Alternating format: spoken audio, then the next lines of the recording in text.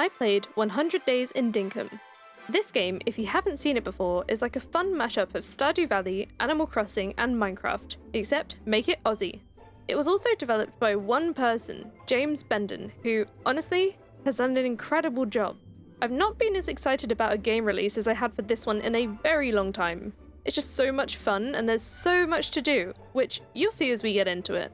I'd usually have goals for these kinds of videos, but this time I had no idea what was even possible in this game yet, so I left this open with the goal of just getting as far as I can in the first 100 days. Before we begin, it will make me so happy if you could like and subscribe. This has been in the making since it released around mid-July, so I'm excited to finally bring this to you. But with all that over with, let's begin.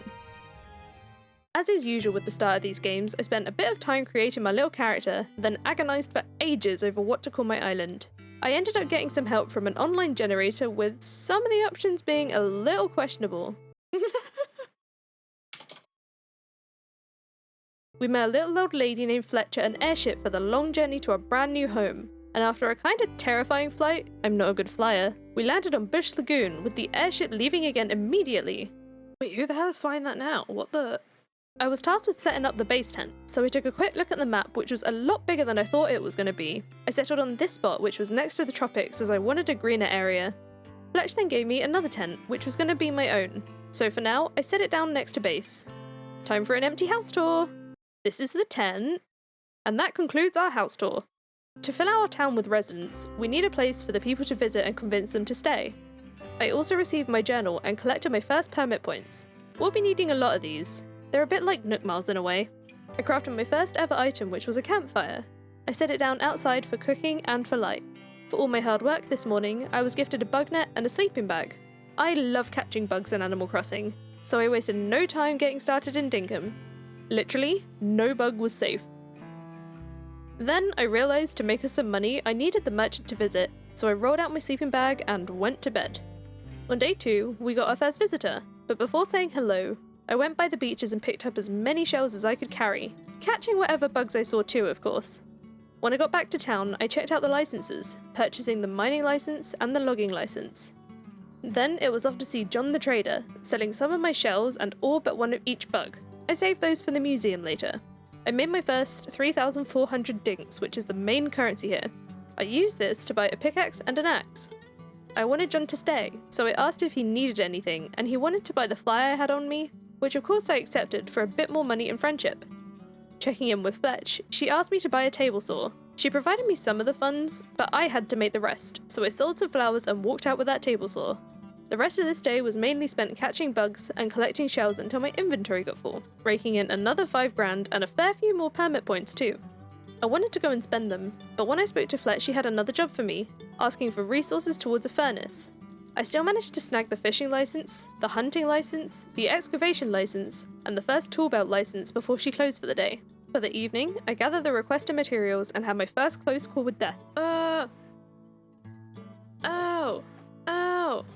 Stupid crocs. But hey, I got my first level ups in bug catching, mining, and foraging. On day 3, I crafted my first furnace, so whilst running around with my bug net, I mined any ores I could find. When I got back to base, I made myself a spear so I could defend myself against some of the more hostile wildlife of Bush Lagoon. I then got the recipe for a storage crate, so I had to go on the hunt for palmwood. Bear in mind, this version of the game didn't have biome labels on the map yet. I didn't know which area was which, besides them basically being a different colour.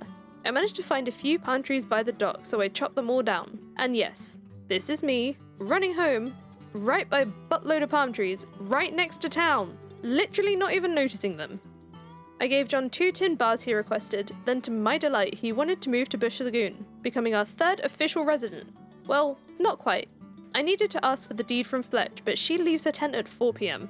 I decided to go find more tin ore, but I got absolutely messed up by this wary moo, so I escaped to my sleeping bag before I died. I went bright and early to see Fletch on day 4. My first order of business was to buy the cargo license to expand my inventory, because, you know, loot goblin. But also the farming license because I couldn't wait to try that out. I then applied for the shop deed so that John could move to the island, putting the town 75 grand in debt. I ran around in circles for a while looking for a suitable spot for the shop, going for a place somewhat opposite the base tent. I got right to work collecting the materials so that construction could begin, depositing everything we needed that afternoon. I picked up the first landscaping license since I do want to have the place decorated, which gave me a load of path recipes. For more dinks, I wanted to go bug catching for the evening, and that is when I realised my oversight earlier about all the nearby palm trees. Oh my god, I'm so stupid. On day 5, I was excited to see the shop under construction. In the meantime, I helped our townies with their requests, and bought myself a shovel with my new excavation license, so that I could flatten out this bit of land, moving each tile of dirt one by one. I went to talk to Fletch about maybe building a house to find out I needed the 95,000 dink fee up front. Yeah, we'll come back to it later. The rest of this day was spent getting a bunch of resources stocked up, and it was a good way to get leveling our skills.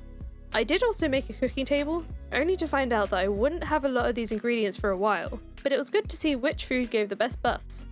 And I started adding some paths too. That evening, when I cut down a tree, I found my first beehive. Oh, what do I do with this? I didn't know what to do with it, so I just plopped it down by my tent. On day 6, I bought the metal detecting license, then went out to gather stuff that I could sell because I needed more dinks for the metal detector. When my inventory got full, I made another 12,000 dinks and then bought myself that metal detector.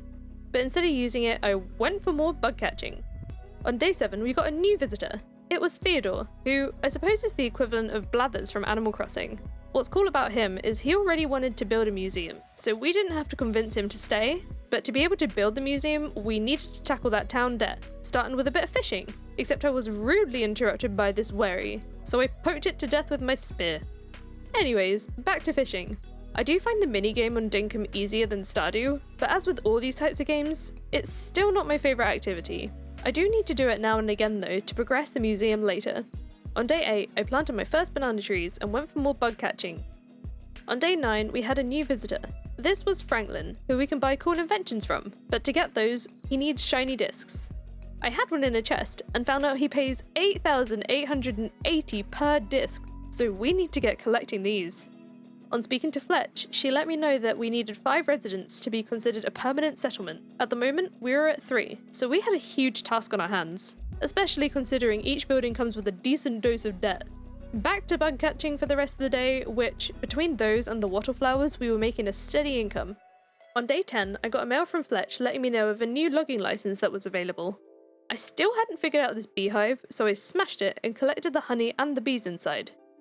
I paid off 50,000 of the town debt and did quests for my villagers before picking up that new logging license, a handling license so we could raise animals, the next landscaping license so I could fence those animals in, and a building license so we could craft bridges, which I did right away and I loved it. We were going to be needing a lot of wood, so I upgraded my axe, but only chopped down one tree before deciding to go gathering for money. I was exhausted by the evening, but I wanted to pay off that last bit of debt, except to my horror, I was only like 200 dinks short. I went back to John to sell a random hat to make up that final bit of money, and the town was now debt-free. But not for long, because the first thing I did on day 11 was grab that museum deed for another 125 grand of debt. For now, we'll put it next to my tent, mainly because I couldn't think of anywhere better. To work on the money aspect, I finally figured out how to use the metal detector, with the main goal of finding as many shiny discs as I could before Franklin leaves his tent for the day. Towards the end of the day, I had enough discs to buy the grinder, which I needed to make cement for the museum. That was the last material needed so that construction could begin on day 12. I spent a lot of this day on the hunt for copper and treasure, for crafting stuff, and for mining XP. But the reason I needed some right now is because I wanted to craft a chicken coop. I started setting up a little chicken area opposite my tent. It was small, but it's a start. This was perfect timing because on day 13, Erwin was visiting the island, and he's the animal dude. I bought his chick from him, naming it Jeremy Cluckson. And remembering to pick up some food. Be free, little chick! It's so cute! I then suddenly remembered the museum was opened, so I collected all of my bugs, which I don't know how they haven't cooked to death in these containers, but I donated them all to the museum. Annoyingly, you have to donate each thing one by one, but you do get 100 permit points per creature. I was getting more confident in combat, so I took on 2 worry at once. Even though I almost died, I still succeeded, but decided to play it safe for the rest of the day with flower gathering and bug catching. In doing so, I found my first broken tower, which needed a bunch of those old parts to restore. We'll come back to it another time so that we can go treasure hunting on the beach, with a touch of Loot Goblin 4 pocket problems. On day 14, I pet Jeremy Cluckson before heading out for, you guessed it, bug catching! And also smashed open any barrel I could find. I caught a lager for Fletch, and anything new I donated to the museum. Then sold the rest at John's shop for about 11 grand. That evening, I planted a few apple trees, because these were only in the pine forests, which was basically the opposite side of the island. On day 15, Franklin was visiting, so I gave him the 4 shiny discs I had in exchange for 35,000 dinks. I had a quick peek at his new crafting recipes, and look at all the cool stuff we can get. And this is just the beginning. I donated a lot of my hard-earned coin towards the town debt, and did some requests for the townies because John's is closed on a Sunday, so I can't sell anything. It was also a good day to go fishing, because I'd not donated any fish at all to the museum yet, but this meant we could use the opportunity to rack up a decent amount of permit points. When night fell, I planted a load of blackwood seeds because I heard that one way of grinding for dinks was to make loads of hardwood planks to sell, so now I'll have a constant supply near home. On a rainy day 16, Jeremy Cluxon had now grown up, and we managed to collect the first chicken eggs. John's was open for business again, so I came in to sell yesterday's bugs, but what I didn't notice is that I accidentally sold my metal detector. Blissfully unaware, I bought myself a new set of tools as spares, then ran off for a bit of mining because I was close to level 10, which unlocks the next license. I got absolutely humiliated by this butterfly. You wouldn't know I've been bug catching every single day. Then I finally realised that I couldn't find my metal detector anywhere, so after panic checking all my crates, I caved and bought another one. Overnight, I got enough XP to level up my mining skill. But before I could get the new license the next day, I wanted to check out the new visitor. This is Clover. She sells clothing. But she asked me to catch a fish today and I didn't feel like fishing, so I turned down her request to go treasure hunting instead, until I remembered about that new mining license and the deep mining license too. However, the town was still in debt, so we couldn't build the deep mines yet. I donated 20k of what I had and sold more stuff to John. This still wasn't enough, so I went to check if Theodore needed anything, and he wanted to buy my cooked giant drumsticks for nearly 14 grand, bringing us closer to our goal. My copper had finished smelting, so I upgraded my pickaxe and took it for a test drive on the larger rocks, as these can contain iron ore. When I was returning from my bug catching rounds that evening, I found a thunder egg. I stared at it in awe for a while before trying to break it open, which took yonks. But when I finally broke through, it dropped a load of opal, which is worth a lot of money. As soon as John's shop opened on day 18, I sold my opal, along with a couple of other bits, for a whopping 65,000 dinks. I was feeling good about this, so I bought the better furnace and cleared the remaining town debt, which meant we could now collect the deed for the deep mines, but this was going to put us in 250 grand of debt. This is going to take us a while.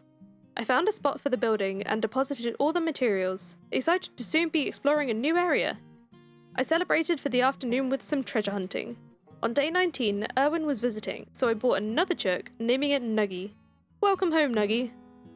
More chooks means they need more space, so I carefully extended the fences, trying not to let them out in the process. Whilst out gathering, I successfully defeated my first croco. The teeth are worth some decent dinks, so it would help towards the debt grind. After an afternoon of more bug catching, I went to hand in a harlequin butterfly for Erwin, but I kinda accidentally sold it. I went back out with my net to find another, but at the time, I didn't know that these only come out in the day, so we failed the quest and lost some valuable friendship. Following yesterday's croco victory, I unlocked the next hunting license on day 20. I went to buy it right away, unlocking some new and better weapons. And whilst I was there, I got the next cargo license for more pocket slots.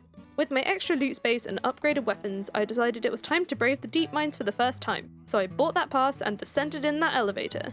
I was feeling confident and optimistic, ready to explore a new area, even collected some permit points just for the journey. And when those doors opened, I ventured out to find a couple of bats and a fiery bush devil right by the door, immediately starting to mess me up. Luckily, I managed to kill it. Now I was ready to explore, but as I turned the corner, another one appeared. I was not ready, so I initially ran, but turned to try and fight it and it set me on fire. Not noticing that I was right next to water, I tried to panic eat, but I was still burned to death, which sends you right into the next day. Rest in peace to 25,000 dinks, plus you also lose some money for the death itself.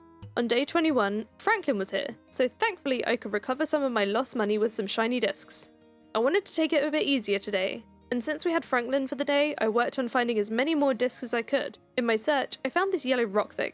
I didn't really know what it was, so I ran home with it and tried to grind it, but that didn't work. So I tried to break it with my pickaxe, that didn't work either.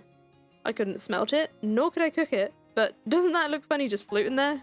So for now, I put it to one side and left it. I found a queen bee outside, which made me wonder if you can make bee houses in this game, and you can. And you needed the queen. So when I went back out for more treasure hunting, I also gathered the materials for it, coming back exhausted to craft it that night. Day 22 was a day of completing requests for the villagers, gathering materials, and battling the local wildlife. Then on day 23, I regained enough confidence to go back down to the deep mines again, because I really needed a lot more copper. However, this time, it didn't take me long to get killed by a bat whilst trying to escape a glowing croco. The next morning, I was horrified to find that I'd lost 15 grand from the death alone. And also, every time you die, your tools take a massive hit to their durability. I'm gonna have to rethink how I approach the deep mines. To make myself feel better, I bought a trapping license so that I could try out something new. And on a completely unrelated note, I do have to put in that Michael was playing a horror game at this time, and it's too funny not to leave this audio in. Anyway, I made and placed down the animal collection point and trapped my first turkey, sending it on a little flight. The second one caused me a little more issue, but we got there in the end. On day 25, I collected my money and traps from the mail for the turkeys. Apparently, I can't stay away from the deep mines, so I went back down and fought a load of bats, then found this shiny red rock, which I stored in the elevator whilst I went back out, shortly finding another one of these rocks. So far, this trip was going a lot more successfully than my first two. Maybe third time's the charm? But I gotta say, these bats are so annoying! I was worried about going too far and getting lost, so I called it a day and went back to the elevator before 10 PM. When I got to the surface, I tried to figure out again what to do with these red gems, but I had no clue, so I left them next to that yellow rock thing from the other day. I'm honestly kicking myself and internally screaming right now. You'll see why later on. When I went to bed, I gained 5 levels on my hunting, so at least all that fighting was worth it. That meant on day 26 I unlocked the 3rd hunting license, but before I can buy it I'll need to save up some more permit points, so I worked on daily goals and villager requests for the day. On day 27 I captured my first jackaroo, before going for some more treasure hunting for the day, and on day 28 we had a new visitor. I ran straight for that tent to find Rain, who sells the farming stuff. I've been waiting an entire season for this. I first checked if she needed anything, because I wanted her to move here ASAP, so I bought some orange shorts from her. I then bought myself a watering can, some wheat seeds, and a few tomato seeds, and then headed outside to clear an area for my first crop field. I had to go back and buy a hoe because I kind of forgot earlier, then got back to work on the field. Unfortunately, I didn't notice till after I planted that I left no room on one side for a fence, so this path ends up looking kinda awkward, but it's fine, everything's fine. I also destroyed this row as well because it was going to bother me that the fence wasn't going to line up with the chicken pen, and I wanted to make sure I had a fence because I'm certain I saw somewhere that the wildlife can eat your crops if you don't do this, and I was not taking any chances. I watered everything, which I don't usually enjoy, but in Dinkum you get farming XP for this, so it feels way more worth the time. Well, and I do want my crops to grow. On day 29, I'd taken a little break from Dinkum to work on getting the finale of the Stardew Valley expanded series, so it took me a minute to get my bearings again. I started by buying a pirate hat from John, and catching a moo who made it really easy for me. I gave a hungry Fletch something to eat, who, in return, gave me a wizard robe, which, with the pirate hat, was not quite the vibe. I went out with my bug net for the day because I'd been missing bug catching, and a new season means new bugs to give to the museum. On my way out, I suddenly noticed the camera in the back corner, so I bought it for 16,000 dings. And of course I immediately tested it. I love this feature so much. I finally got around to buying the next hunting license. And here are the new weapons you can craft. The flaming bat caught my eye, but to make one, you need those flame sacks, which are a more rare drop from those fiery dudes down in the mines. So we're gonna have to prep for another trip. On day 30, I bought this dress from Clover because I thought it would go well with the pirate hat better. I watered my crops after realising I forgot the day before, then put 100 grand towards the town debt.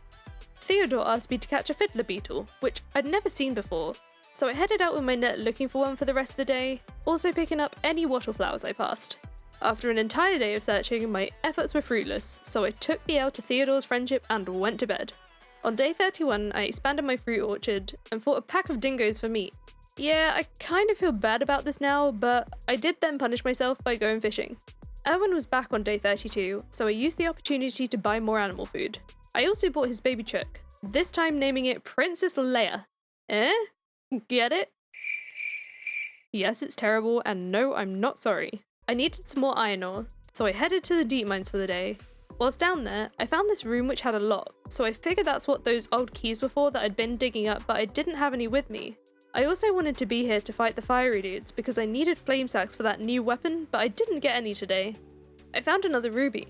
but as I hadn't figured out what to do with him yet, I left it behind. Why? I'd now run out of health food and had really low HP, so I had to carefully sprint back to the elevator to make my escape for the day. On day 33, I cooked up all the meat from everything I fought yesterday and expanded my hardwood farm. And on day 34, I started with buying some cabbage seeds. I gave Rain a piece of clothing she requested, which was a camo dress. Camo just isn't my vibe. That was in exchange for... camo pants? No, I was trying to get rid of the camo. Moving on, I decided to extend my animal and crop farm a bit. Then, it was back to gathering stuff for money. On day 35, I chopped up some palm trees and watered my wheat, which was getting increasingly harder to see through, because the plants were now taller than me. Although, I suppose that's most things for me really, isn't it? The afternoon was spent with yet more gathering and treasure hunting. On day 36, I went to say good morning to Clover, and, believe it or not, went for a spot of fishing. After completing everyone's requests, I was out with my metal detector, because I was really trying to stock up on old keys for the mines, but also, it meant I now had the parts to fix this tower. It made some sparks, but I still didn't know what it did. On day 37, I watered my crops and hoped for the best that I got them all. I'd saved up quite a few keys, so I bought myself a mine pass and went underground. I fought my way through to my first treasure room, excitedly unlocking those doors. This loot goblin was ready. I opened that chest to find an opal, along with some other fun stuff. And, even better, you can pick up and take the chest with you. Unfortunately, it wasn't long before I got double teamed by these flamey dudes, and I was dreading dying and wasting another day and another mine pass. But this time, I woke up in the elevator. I'm so thankful for this update. This meant I could just have a snack and keep on going, finding myself another treasure room, this time with a boogie board and a couple of weapons. My third treasure room was a bit less exciting, but I was still pretty satisfied with what we got so far. That is, of course, until I died again. I cut my losses and went home, although I was happy to have more places to store my loot. On day 38, I sold some of yesterday's goodies for 39,000 dinks. I placed a bunch more paths to extend over to the mines, then wanted to move the animal collection point, but the only way to do this is to completely destroy it? I crafted another one and placed it in its new spot so that I could build another crop field. I hadn't watered my wheat yet, but when I started, I noticed it was actually ready, so I grabbed my scythe for my first ever harvest. Best day ever! This meant I could now plant my cabbages and gain my first couple of farming levels. For days 39 to 42, I kind of forgot to record, but the most notable things that happened over these days is that we paid off the town debt from the mines, convinced Rain to move to Bush Lagoon, and built her greenhouse, so now we have our fourth resident. Oh, and we built the bulletin board, which I definitely should have done much earlier. And lastly, we planted some corn. My main task for day 43 was to hunt down as many crocos as I could, as I'd accepted a bulletin board request to give 28 cooked croco meat to John. I even made a couple more campfires because cooking them was taking so damn long. Later, there was a random kidnap in town. These can easily break out of traps, but if you're close enough to your collection point, you can send it off before it has a chance to break free. I finally finished collecting and cooking the croco meat close to midnight, so I handed the shipment to John for a whopping 102,000 dinks. This is why I should have built the bulletin board earlier, and I immediately used this on the town debt. I planned to have a more chilled day 44 until I set myself on fire. Thank goodness we live near a lake. With that now over with, I water my crops and check the bulletin board to find a quest to take on an alpha bush devil. For 33 grand, we can't say no. Erwin was visiting and wanted to buy my 2 remaining croco meat. Thanks mate. I used this money to buy more animal food for the chooks. I had a few bugs to donate to the museum, then cooked myself a meat pie and prep for the battle. This was the point that I found out you can highlight waypoints so they show up on the edge of the minimap, making navigation much easier with my poor sense of direction. It was time to fight, and not gonna lie, this thing looked kinda terrifying, but luckily I was able to dodge, duck, dip, dive and dodge my way to victory. And if you think you see me on fire, no you don't, that's a victory glow. It is kinda hot though. The next morning, I let Fletch know of yesterday's triumph and collected my reward. My cabbages were ready, so I harvested them with my scythe, not knowing you can also just right-click, but if it works, it works. I now had enough dinks to pay off the remaining debt, then used most of my permit points to unlock the next logging license, meaning I can now craft an iron axe, which of course I did right away. I took it for a test drive on the nearest gum tree since I had a goal for it anyway, but it seemed to have bugged out because I got the 4 logs but I didn't get any permit points, and the text was all overlapping in my journal. Oh well. I tried to forget about it and bought some more seeds from Rain to plant in the newly emptied field before making a buttload more torches in prep for a future mining trip. Said mining trip was to take place on day 46, but before I could do that, I made sure to complete our visitor's request, because we really needed new residents, and water my crops to slowly chip away at that farming level. I didn't have any keys this time, but my focus today was on building up a good stock of resources, and this time, I decided to take any rubies with me. I did also have this weirdly lucky moment. A croco ran at me whilst I was mining some iron. I hit that stone instead and uncovered a fossil. I couldn't look at it yet though because we had a fight on our hands. I wasn't sure what to do with this yet either, so I just took it back to the elevator and continued mining. By the end of the day, I had 2 rubies and a fossil, plus any ores I managed to mine, along with some shiny stones which I started crushing on day 47, one of which gave me an opal. As soon as John's shop opened, I dropped a ruby on the scales. This one was worth 86 grand? Oh my god. This is why I was kicking myself and screaming earlier, because all those ones and the yellow rocks, which are amber by the way, are all sold using this scale that took me till nearly halfway through this 100 days to notice. And now it's been so long that all those ones I saved earlier have now despawned. I got 16,000 for the fossil and 69,000 for the other ruby. Nice. I was feeling confident, so I accepted the Alpha Jackaroo request, and Fletch wanted me to fetch some flour, which luckily I already had some. Thanks for the bread. Now that I was beginning to get rich, it was a good time to finally upgrade our tent into a fully fledged house, so I paid that 95 grand fee and quickly gathered the materials so I could have a solid roof. Out in the wild, the Alpha Jackaroo put up one heck of a fight. I managed it without dying, but out of all the alphas, this one is the hardest in my opinion.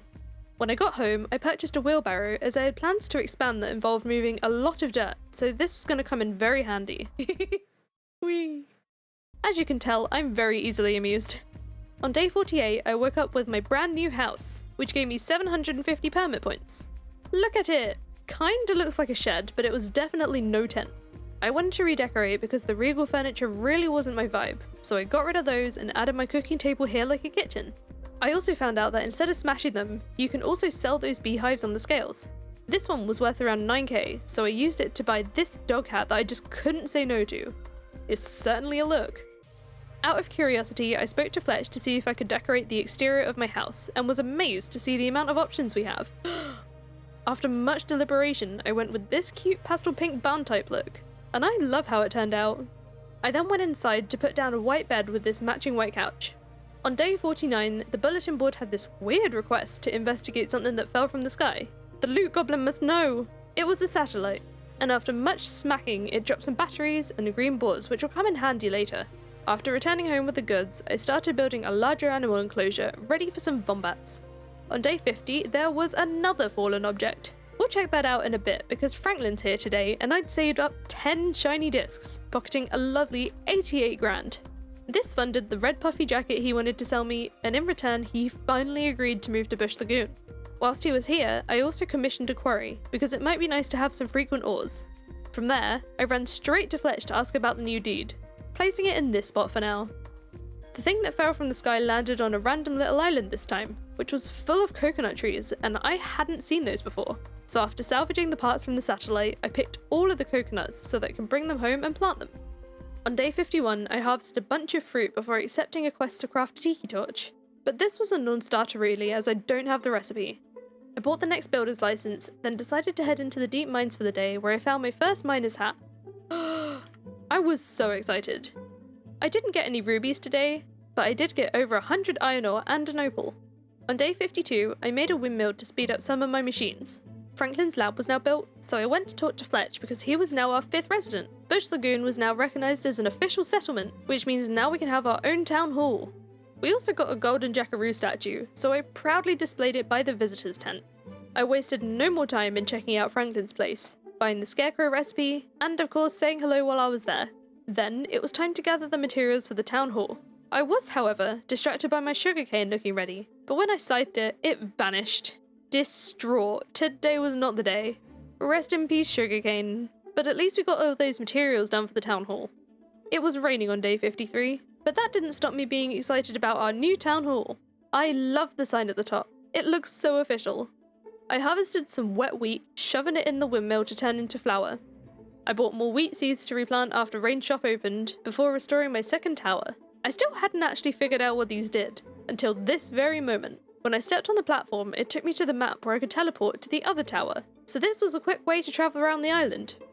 On day 54, I watered my crops and greeted Erwin, who told us he wants to move to the island. We were still in debt from Franklin's move, so I dropped into the mines for the day to tackle that. I also wanted to test my new flaming bat, which doesn't do much damage on each hit, but the burn damage over time is pretty nice. The treasure rooms today were not the greatest, but I did come home with 4 rubies. I sold these on day 55 for 230 grand, more than enough to pay off the remaining town debt. As a reward, I treated myself to the next vehicle license, then stopped in to see Franklin, who noticed we'd been fixing up those teletowers and invented a way to build our own in town if we want to. I went to talk to Fletch about this, and since I had the money, I paid it off right away. This allowed me to also collect the animal barn deed at the same time. You can have multiple buildings being built, but only one active debt, so as long as you immediately pay off previous ones, you can take as many deeds as you wish. I put the teletower in the town square, and then the animal barn out by the future Wombat area, spending the afternoon arranging the materials for both projects. Whilst I was making stuff, I replaced a couple of fences with gates to the crops because it came to my attention that your villagers could actually help water them too. Oh, and I got to harvest some actually ready sugarcane as well. On day 56, Franklin bought a random piece of clothing from me for over 16,000 dinks. I set myself on fire, being careful not to accidentally make some fried chicken, then noticed the telepad was done. Except it's kinda in the way, but I will handle that later.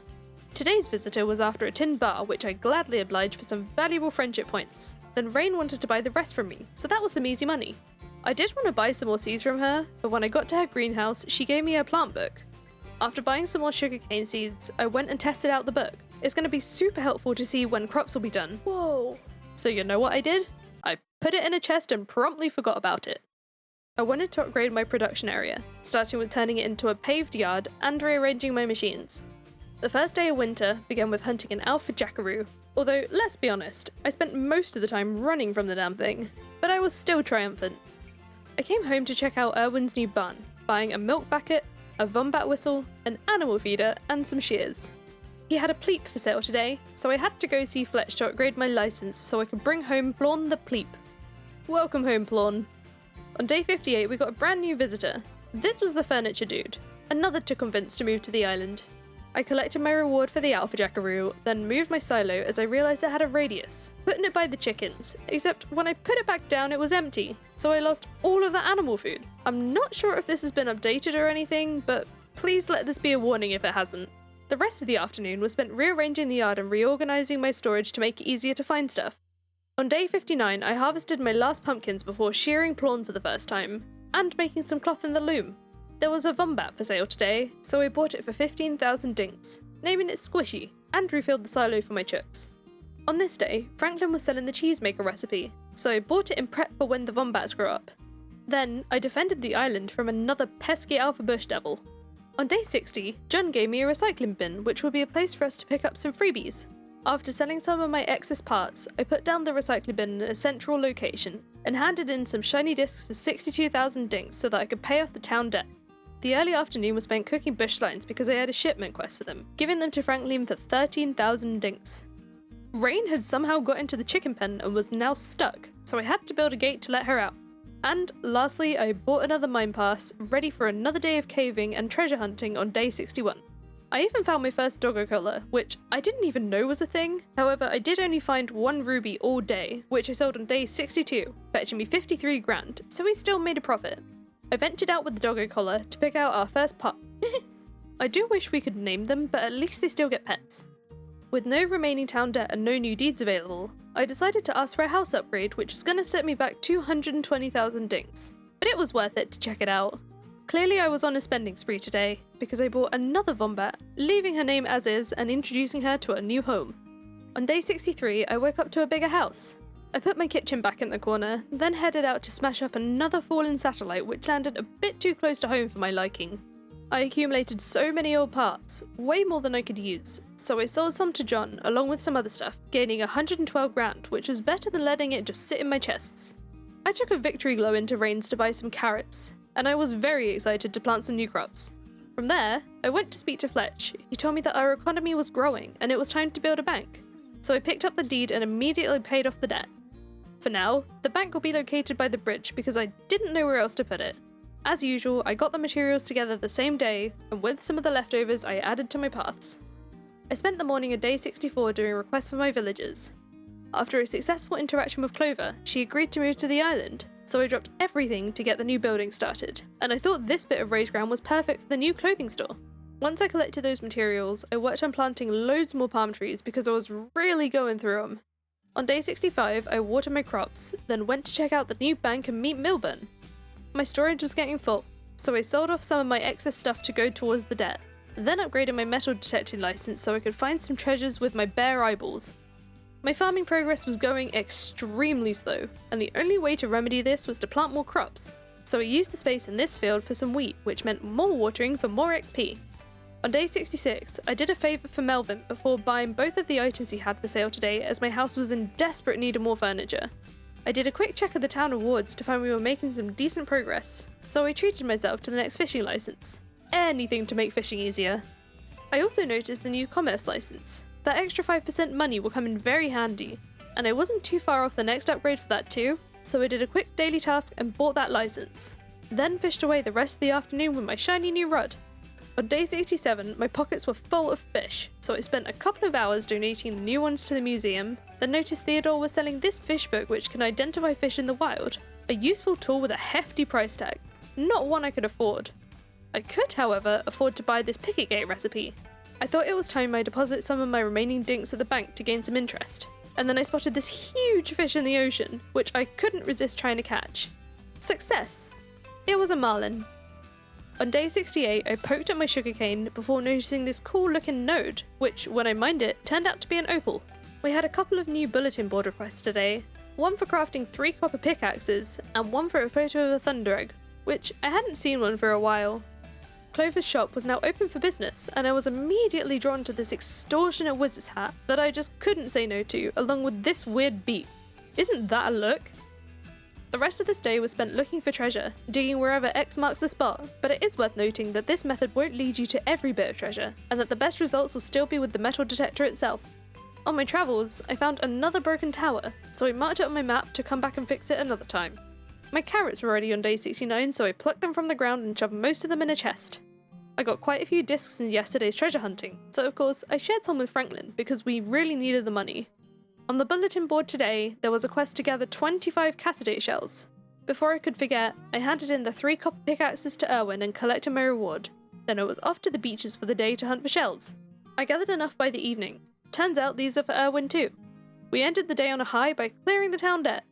On day 70, Milburn the banker wanted to buy my poop, which was weird, so I tried to forget about that by taking care of my animals and cooking a bunch of quiche. An alpha croco was here to terrorize the island. It put up quite a fight, but we were still victorious. Day 71 was a mining day. I had enough keys for 6 treasure rooms, but the finds were not very exciting. I did come out with 4 rubies though.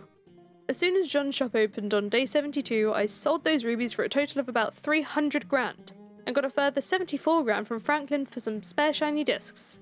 After giving Melvin a butterfly he asked for, he was finally convinced to move to the island, so I applied for the furniture shop deed and situated him by the animal pen.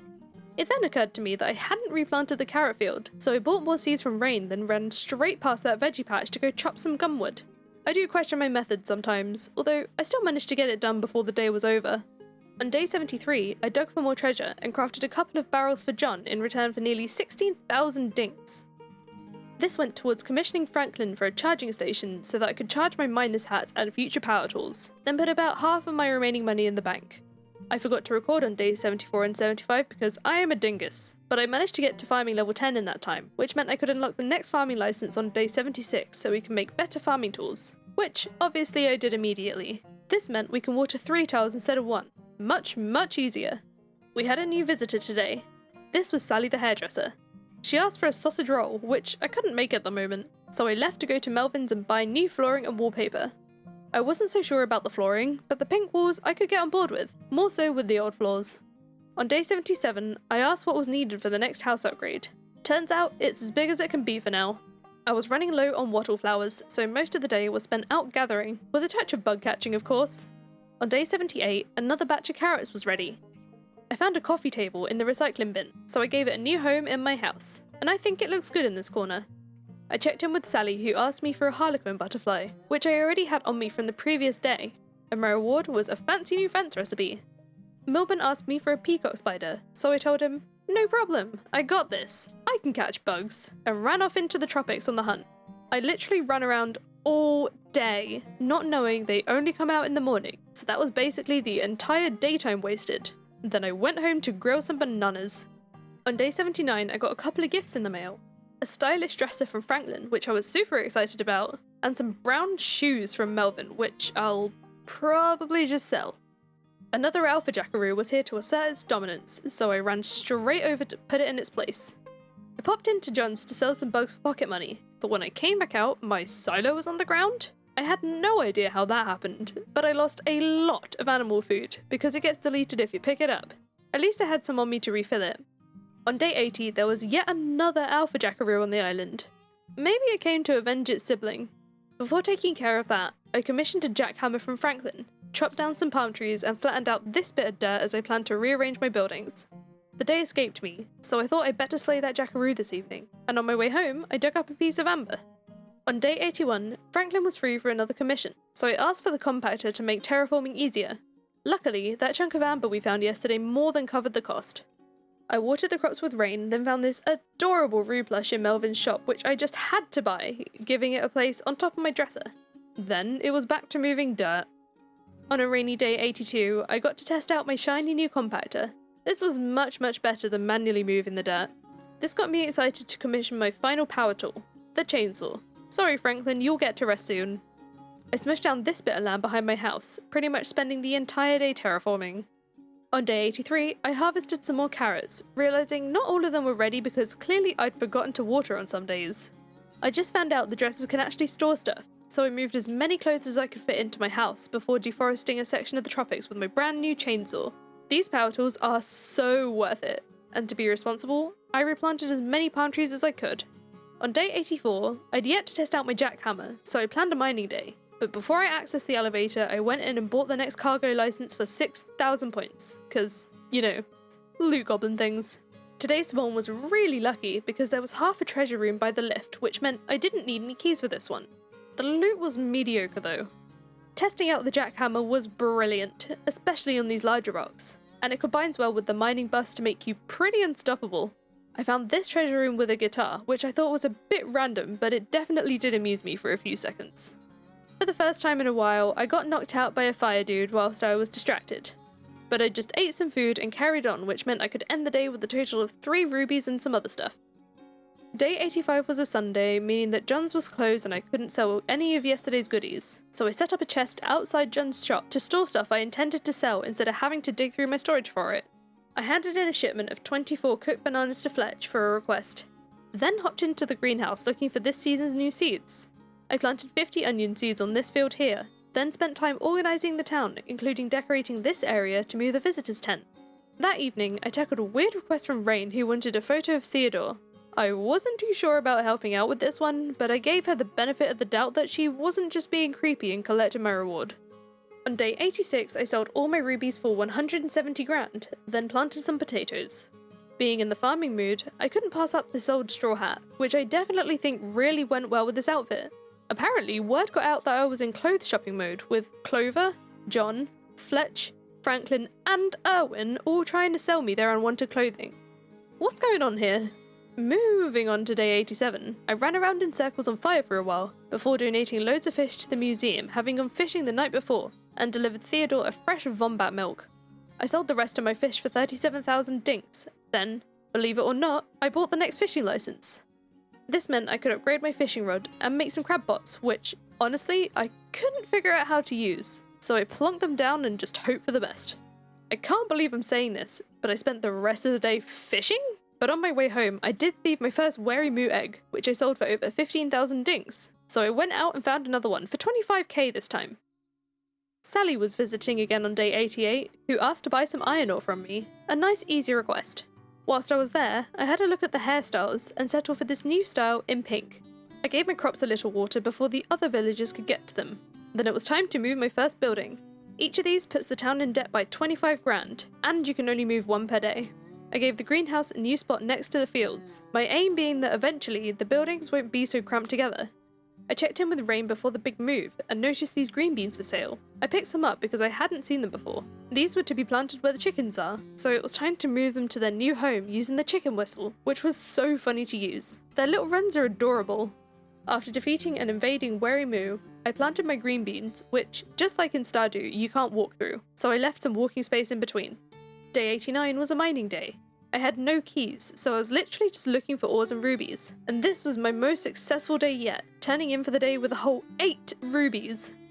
After selling them all on day 90, I raked in nearly 600 grand, plus another 160 grand from spare parts I found down there too. I bought a shirt from Franklin, which went well with my hair, so I thought it was time to change up my look to match it. Say what you like, but I'm pretty pleased with the result. I wanted to buy something from Erwin today, but he seemed to be stuck inside the doorway, which was a bit annoying, but I did squeeze through eventually. That made me forget what I was here for, so for now, I just completed his request, and in fact, this went even better with my outfit. On day 91, I found a single dink in the recycling bin which went towards clearing the town debt so that I could move another building, this time choosing the visitors' tent. I put it in the space I cleared before because I thought it could be nice for visitors to have a view over the town whilst they stay. Then I added some dirt to make the steps up here make a bit more sense. I spontaneously bought a couple more chooks, then decorated the visitor site with a campfire and a path up to the entrance, which I'm quite proud of. On day 92, my first onions were ready, so I took a quick pick of them and began the harvest. I wanted to change up my path design, so I cut down a buttload of hardwood, then helped out Erwin with a shipment of stone. A new day meant another building could be moved, so I shifted Erwin's barn next to the chicken area. With only a few days left of this 100 days, I began the long process of digging up the paths to update them to the new design, going with adding a hardwood border and generally just widening up the paths, indicating any entrances with palmwood ones. On day 93, I added some fences by the visitors site for safety, and sold a couple of beehives from tree cutting yesterday. That afternoon, I replanted some onions because I forgot the day before. On day 94, I took on another Alpha Croco which paid for the outstanding town debt. Then, I pretty much spent the whole day moving dirt to flatten out a new area for my house. On day 95, I set up the new site for my house, then started setting up the path to the entrance, but the elevator was kinda in the way. I added a fence around my new yard, with one side to be for production and the other to be for storage. I took a quick break from that to clear up another fallen satellite, and once again, I stole a moo egg on my way home. With that fun distraction now dealt with, back to work on my new home area. I decided I wanted to keep related items near where I'd use them, so I set my farming storage near the greenhouse, and the animal processing things near the barn. Because my house was due to be moved overnight, I was advised to sleep outside so that I don't get woken up, so I camped out with my animals and their poop for the night. I ran straight over to check on my house the next day because I was warned my furniture might shift, and lo and behold, all my furniture was rotated 90 degrees. Oh. Besides the table being in the way, I didn't actually mind this, so I shifted my stuff to be able to gain access and pretty much left it as it was. Today was meant to be a potato harvest, but I clearly forgot to water at some point, so only some of them were ready. New day, new building move, so I chose the deep mine so I could fix the path to my house, but I still wanted to keep it close by for easy access. The next phase in the move was to set up the production area, which I ended up being pretty happy with as I have lots of room to grow here. On day 97, I was excited to find the new pause function. I harvested my remaining potatoes before beating up another Alpha Croco and an Alpha Bush Devil in the same day. On this day, I moved the town hall, making the old yard into the new town plaza. On day 98, Melvin bought yesterday's prime meat from me for 32,000 dinks. And with the town hall moved, I could now fix up these paths, and I was happy so far with the town decorating progress. It also made me realise that moving buildings was the way to have paths underneath them. To do this with the museum, I'll have to move it twice, but the old building was in the way of the new location anyway, so I placed it down in a temporary spot for now. The rest of this day was spent doing requests for everyone. Day 99 started out with an onion harvest, and finally being able to fix this corner of pathing. I also extended the bricks over this area, so I could place the museum over the top in its final place, but I ended up thinking it would look kind of weird here, so I changed my mind, making it a bit more prominent in the town plaza. After planting some potatoes, I cleared an area for another bigger crop field because the farming XP was coming in slower than I would have liked. This area was supposed to be 100 tiles, but when I planted my onions, I realised I miscounted somewhere. I debated destroying a row to fix it, but then decided against it. This will have to do for now. The last thing I did this day was redo my fruit orchard to make it a bit more organised, and I cannot wait till all these trees grow up. I finished this off on day 100, then decided to deposit 1 million of my dinks because I was carrying them around for no reason. Then I found out I get a hefty 3,000 point permit reward for this, so it was well worth it. I got my first ever harvest of green beans, then spent hours watering my crops, with rain to help me out in the onion field. Having saved up loads of license points, I purchased the final commerce license for a 15% boost when selling items. Then at long last, I got around to moving the telepad so it was no longer right in the way. My final evening was spent poking a final alpha to death, followed by adding a few final touches to the current state of the town. I pet all of my animals one last time, then headed to bed for a good, long rest. What a great 100 days it's been. Let's review our progress. I am happy with how my house is looking, despite it being a random mishmash of furniture. With the levels, we've made a great start here, with mining and hunting being the clear favourites, although I was surprised with the amount of bug catching that I did, that skill wasn't any higher. Fishing obviously lags behind. We all know how I feel about fishing. Here's a quick look at all of my licenses, although it's worth knowing that there are a couple of categories here not unlocked, so they won't be displayed at all. This is when I discovered the animals tab for the first time. Not bad, but I do need to work on some of the newbies a bit. And now I think it's time we tour the town, starting with the area outside my house. I plan to have this bit as like a garden. Moving out of there, we've got the storage and production yards with plenty of space to grow into. And I've got the deep mines close by for convenience. Out to the left we have Clover's shop, which is by Rain's greenhouse and the farm fields. These are across the path from the new fruit orchard. Carrying on up the path, we've got the town plaza, housing the town hall, museum and the bulletin board, which sit opposite John's Goods. I'm not sure if this will be the shop's final place yet, but coming away from there we've got the telepad on the right, leading over to Franklin's lab. If we follow along the path a little more, we've got the new visitor area, which I'm super pleased with how this turned out, especially with how it's overlooking the lake. Coming back down the stairs, we have the animal areas along with Erwin's barn, which sits across from Melvin's shop. Finally, by the bridge, we've got the bank. I don't like its current location, this is definitely going to be moved. And here's how all of this looks on the map. We've done a lot here, but the town looks so tiny compared to all the space we have available, so I'm looking forward to growing into the area a little bit more over time. And of course, we've got the 2 teletowers that we restored earlier. This is where we are with all the creature catching. Surprisingly, we've covered a good portion, but what's interesting is that we still have 6 NPCs we've not met yet, so I'm excited to find out who these are later on. Please leave a like if you'd like to see a 200 days video.